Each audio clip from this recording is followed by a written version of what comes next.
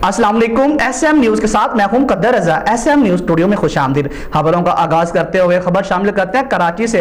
SSP Malik Syed Irfan Ali बहादुर की सरबराही में SHO शराफी Gaur राय अकमल नियाज ने पुलिस पार्टी के हमरा कार्रवाई करते हुए निजी कंपनी के लाकर से 6 लाख से ज़ायद रकम चोरी करने वाला मुलजिम को गिरफ्तार कर लिया। इस हवाले से मजीद जानते हैं ब्यूरो चीफ जुल्फ़कार अली से।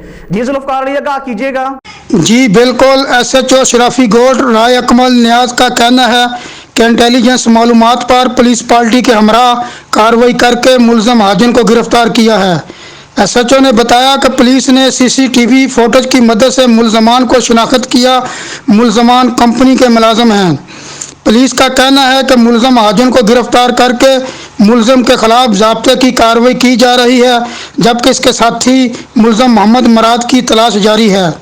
शराफी गौड पुलिस ने एक और कार्रवाई करते हुए गुटखा मावा फरोश मुलजम मोहम्मद हनीफ को गिरफ्तार करके गिरफ्तार मुलजम के कब्जे से बड़ी मकदार में गैर मुल्की गुटखा मावा बरामद कर लिया है।